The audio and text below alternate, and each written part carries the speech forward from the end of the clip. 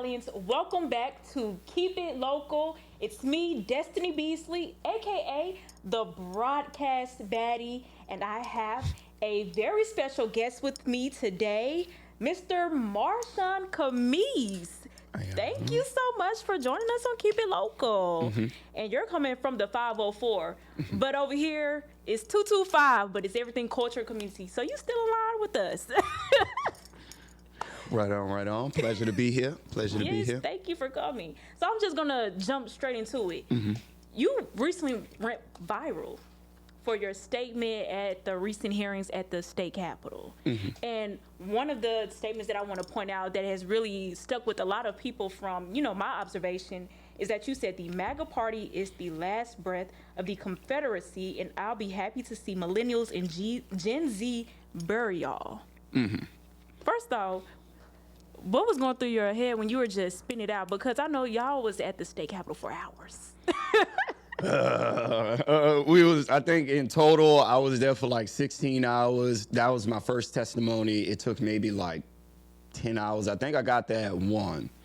That initial testimony where I said that quote happened around like 10 or 11 at night. And at that point, I had other stuff that I wanted to think of, but I was also thinking about the drive home and how long I had been there.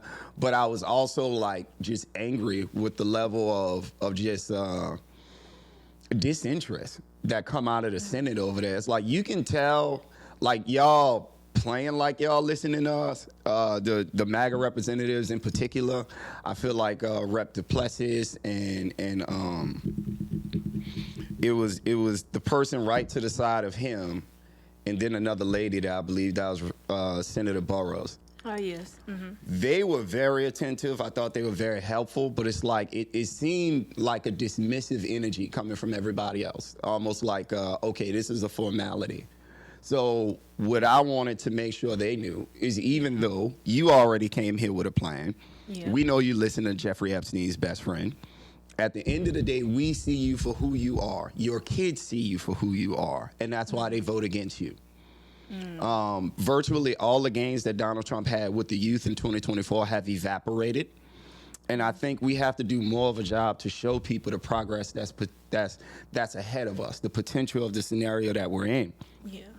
Yeah, Donald Trump in office, they're doing the redistricting, but we also have to consider how badly this has worked out for everybody in America and how much of a rebuke of these different policies we're seeing. Okay. And you said that was your first time even going to the state capitol for a hearing. Yes, ma'am. So when did you become so civically engaged? When did that start for you? The way that I put that is, I think just about everybody in our age bracket became more like turned on to politics with the election of Barack Obama. The way that I word it is this: Barack Obama is the guy that showed me that I could do the job, and Bernie Sanders kind of showed me what I would want to do if I had it.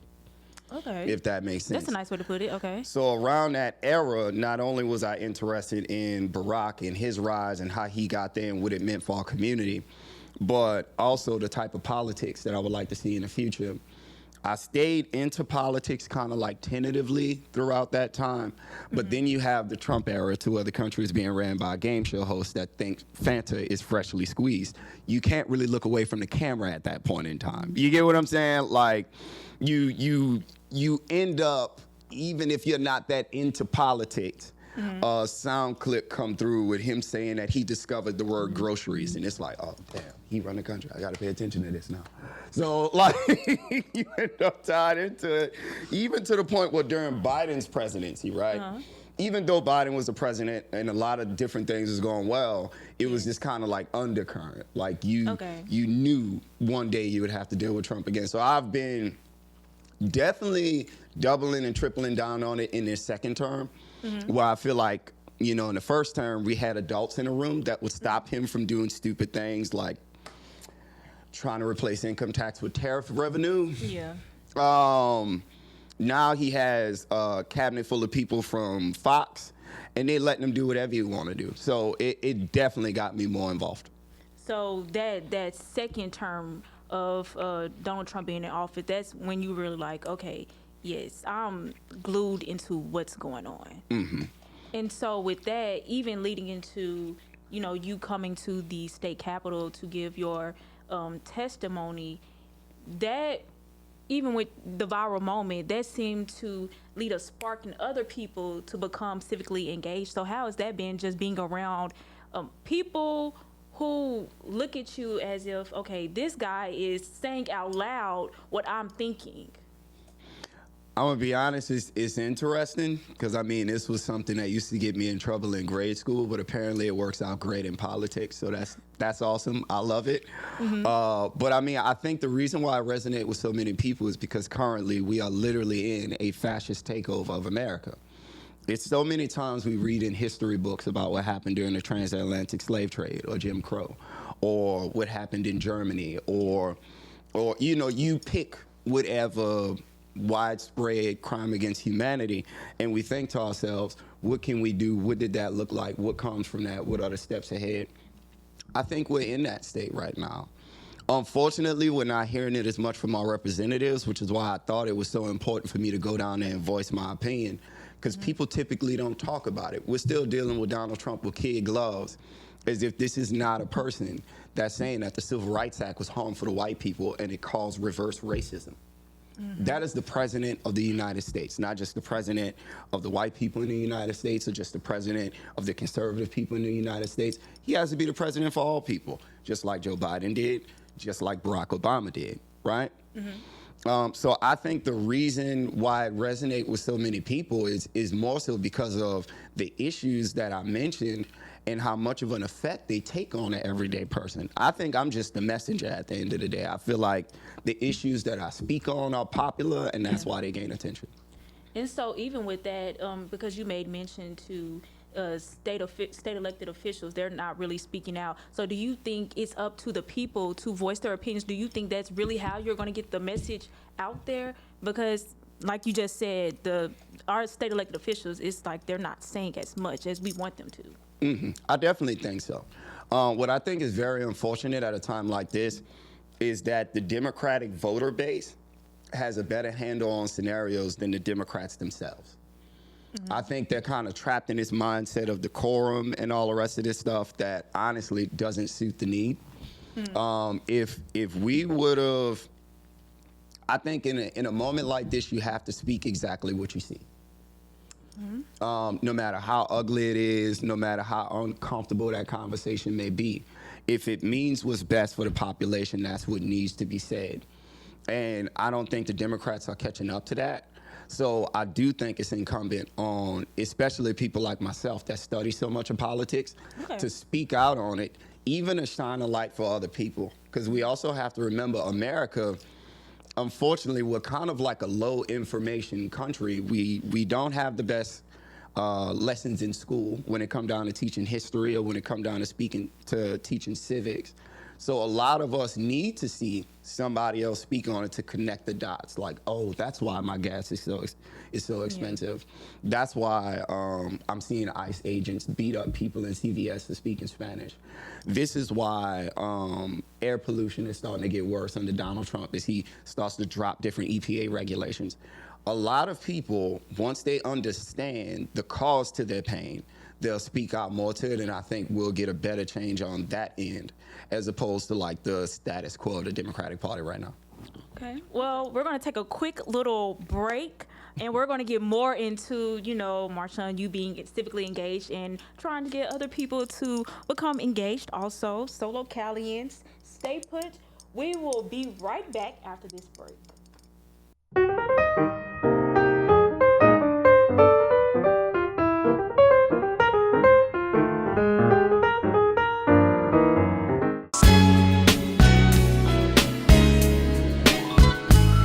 Indulge yourself in the ultimate experience at Phoenix Air Spa, where our professional services are specifically designed to revitalize your mind, body, and spirit.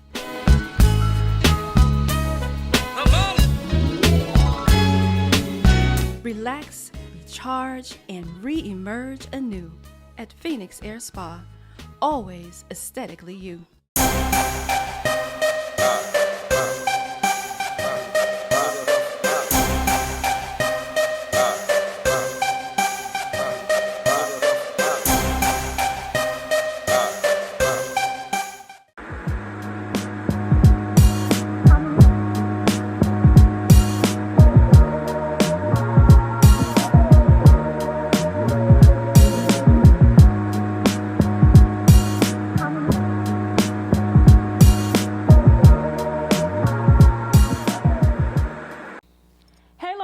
audience, welcome back. Thank you for joining us after the break with me and Marshan.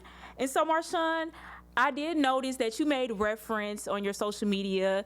You're looking to run for office if you're given that opportunity. With that being said, is there any position that you're vying for in particular?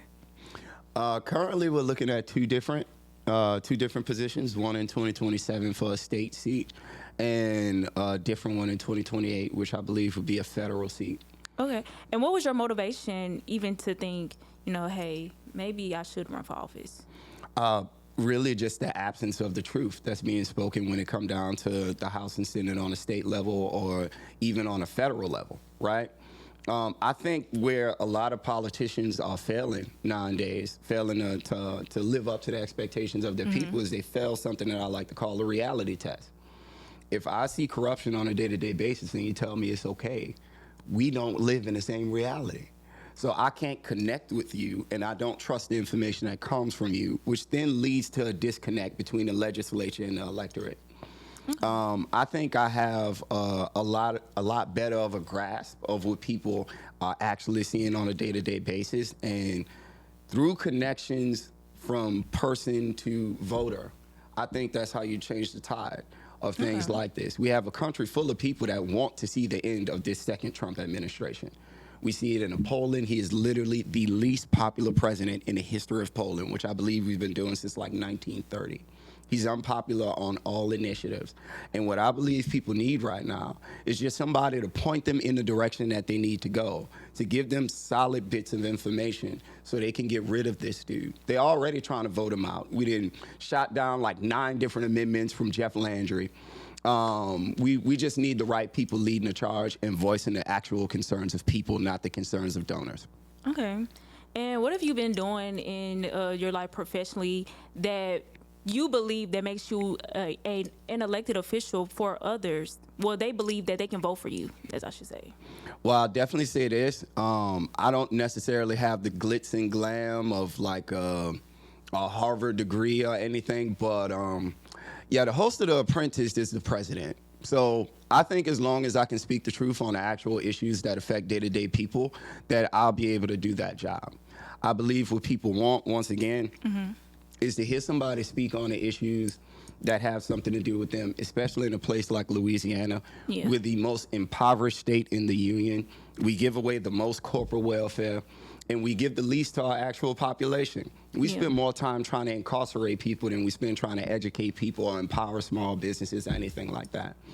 I believe having a voice like that in the legislature would help, because although I might not have the glitz and glam of somebody like Mike Johnson, what I do have is the same issues as the day-to-day people that go out and vote. All right. So with you, it's being that voice, because, anybody can be qualified to run. But what will make you more effective, just besides being a voice?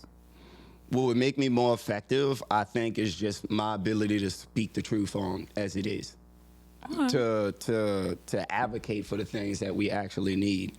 I don't necessarily have any corporate backers. I don't want them. I don't want oil money. I don't want APAC money. I don't want anything outside of the ability to speak on behalf of what the electorate, what Louisiana needs, what my family needs. I'm from New Orleans. I live in Louisiana. I want to see what's best for everybody, and I think that's missing when it comes down to the legislature. So I believe that's what I would bring. And I, even just off of observation, I've been seeing a lot of people who don't come from these political backgrounds, whether they graduate from law school or practice law.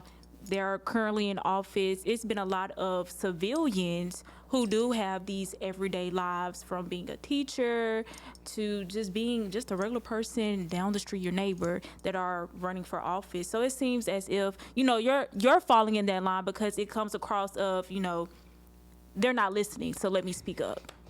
That's exactly it. That's exactly it.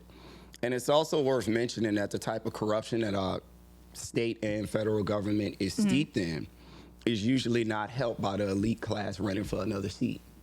We have more than enough of these people that have been groomed for these jobs to take in corporate money and all the rest of that stuff. We have enough of them there. They've failed us enough times for people to understand, well, we need to actually elect people that have the same problems as us.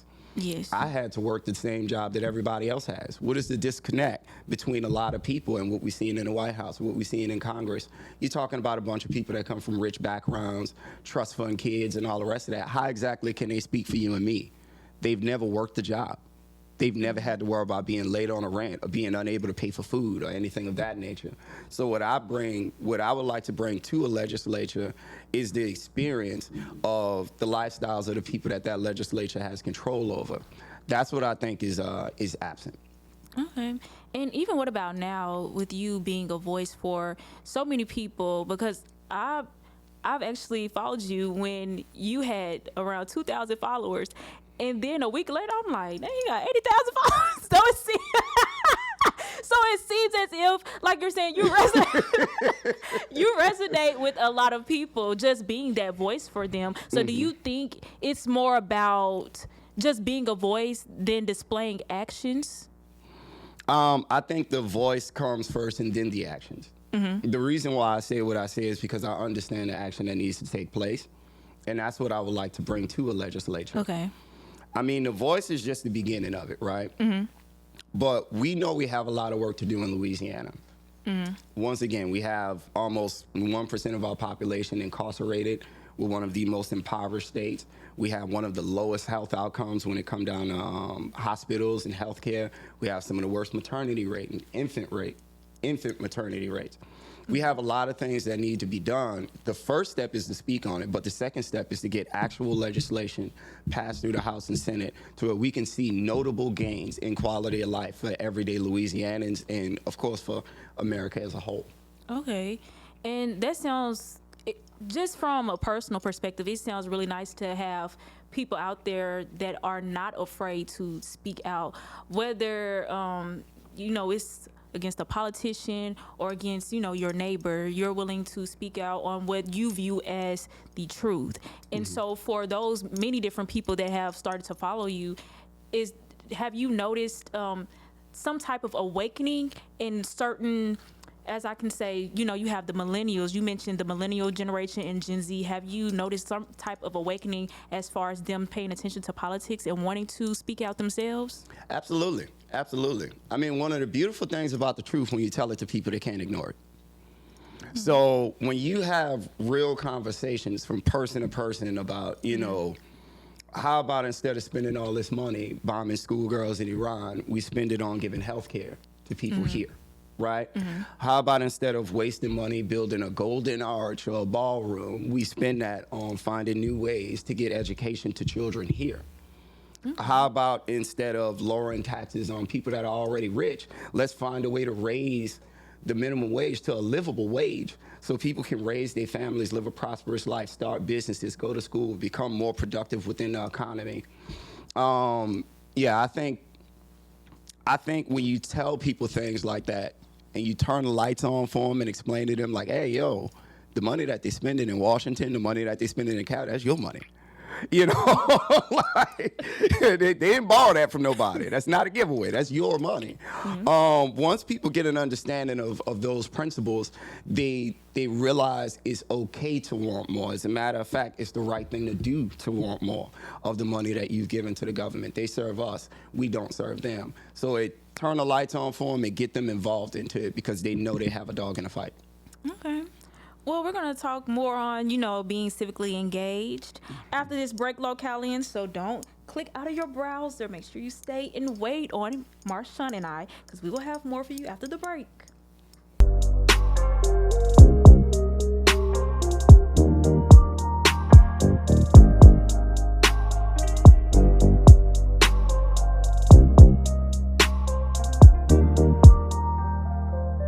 Y'all know it's your girl, Cornell, from Cocktails and Conversation. It's your boy, Will Merrill, Mad Game ENT's finest. It's me, Trish, from Trish the Truth. I'm Casey from Casey's Corner. And guess what, y'all? Laugh now, laugh later. We're now a part of the Fossum app. Almost like, Netflix and chill, Tubi. And guess what, guys? Season 9 is coming. Exclusively on Fawsome TV. We is on Fawsome TV, Laughing it up with you now, laughing up with you later. but we on effing awesome, and that makes what? Fawsome TV. Go, watch it, stream it, laugh now, then go get your friends and laugh later. Hee hee hee hee hee ha. Mad Game ENT's finest. Shout out to Fawsome TV. Laugh now, laugh later. Laugh now, laugh later. He's alive right now. He walks with me. He talks with me. I know he's all right.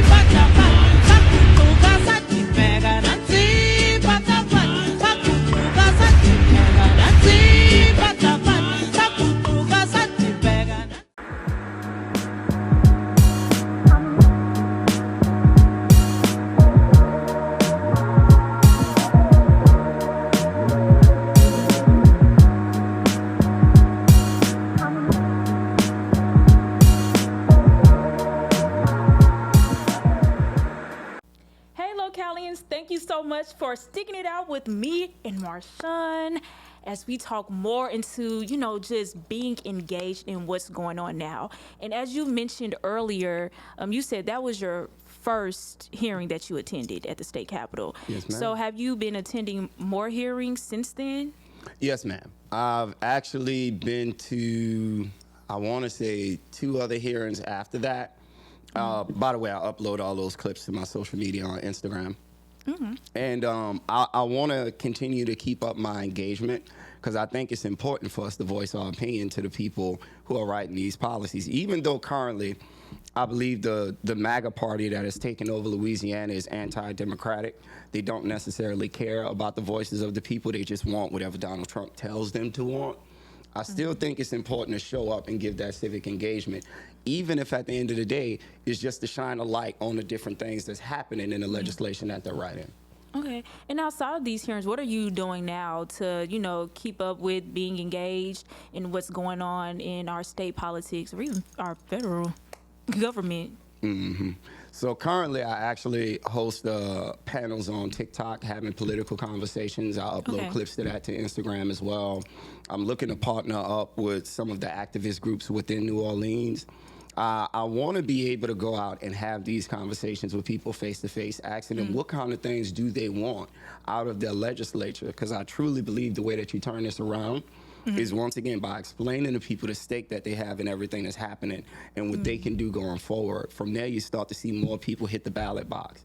You start to see more of these MAGA representatives get voted out, and you start to see more people that have what the electorate needs get voted in. The only reason why we have the people that fail us right now is because we either A, voted them in or didn't show up to vote them out, which is virtually the same amount of damage, right?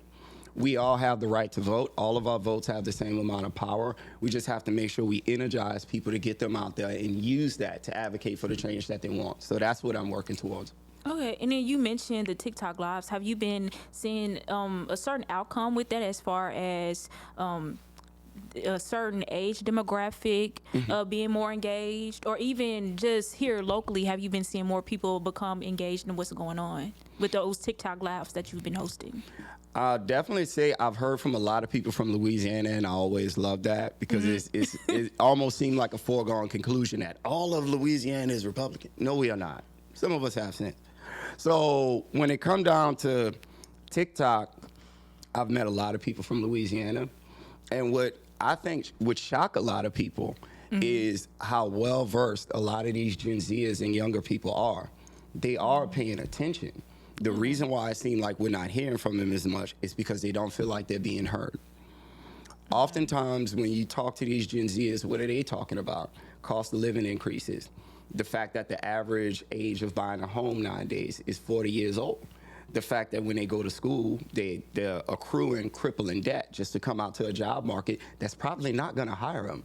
The fact that they're living 2 and 3 people to a 1-bedroom just to make ends meet, right? They want to hear a notable return on their participation. So I think they're very active within my community, and I'm always appreciative to them because they want to hear those. They come to me and they hear those solutions to the things that keep them up at night. Okay, and it seems as if your approach is through social media, making sure that a younger audience they're being informed. But what about just your everyday neighbor? Do you, like they say, the boots on the ground tactic? Is that something that you also follow? So currently, what I'm working on is trying to get something together with local activist groups to where we can do some kind of like town hall sort of things. Because I think the more people we bring into this conversation, the more people that we lay out the facts for, the bigger the change is that we're going to make. Because as I mentioned before, a lot of America wants a solution to the problems that Donald Trump presents to them. We just don't have the, the participation of our legislature to connect those dots for them. So that is something that I would like to do. I would love to partner with any other activist groups, whether that be from Baton Rouge or other parts of Louisiana, to come out and speak and share what I know. Because I do think that's important, the boots on the ground. I feel like that's what's missing when it comes down to the Democratic Party. And I know you just made mention of wanting to partner with different organizations. But, they've also, I've seen them repost your videos on social media. So how's that been? Because clearly you have some type of relationship with these organizations if they're reposting you. Even the State Democratic Party, they've reposted some of your videos.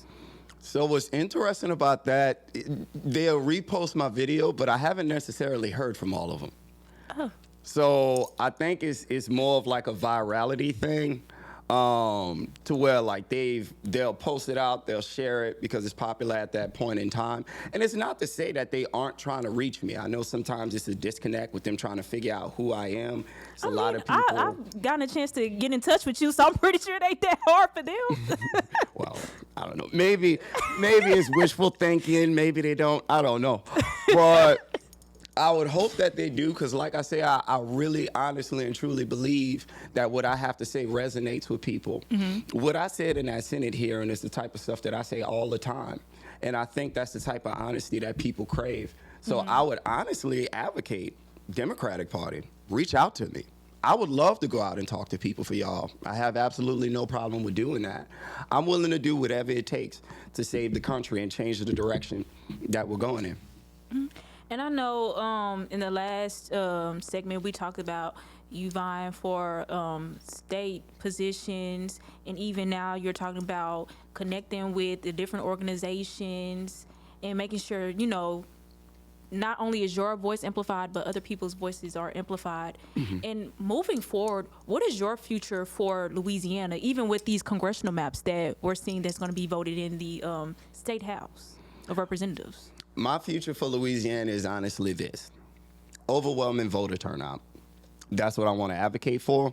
That's the only thing that I think we should be focused on. The Republicans going to take order from Jeffrey Epstein's best friend whenever he give them. However he want them to carve up the maps and whatever he want them to do on voting day. They're going to follow that. However, this is something that you can't overtake. Overwhelming voter turnout. I want us to be able to go out and activate as many people to the issues that's going on in Louisiana and the solutions to them as possible, and to make sure they go to the ballot and have a vote that reflects the solution to that problem. I think not just in Louisiana, but all throughout the South and all throughout the nation, we need to understand the kind of like foolery that comes along with the Donald Trump presidency. He gonna try to rig the rules in every way that he possibly can. Like, mind you, this is a person that don't even have the moral integrity to run a charity in his home city, stole money from a children's cancer charity. So we gotta expect him to cheat, and we have to answer that with boots on the ground when it come down to voting, when it come down to outreach, when it come down to civic participation, to make sure everybody is voting in the right direction. So that's the vision that I would like to paint for Louisiana. Overwhelming voter turnout of people that are ready to rebuke what's going on with this MAGA administration. Okay. And before we close out, Marshan, is there anything that you would like to share with, our Louisianans out here as we move forward in, the general election in November? General election in November. We have the beautiful opportunity to replace Bill Cassidy, who appointed a rockhead over Health and Human Services, with a Democrat. And I would hope we go out and vote to do that, because having more people in the Senate mean less of a chance that Donald Trump can get another secretary or another Supreme Court that's going to come in and continue on the foolishness that we have. The full court press that we need includes all available seats.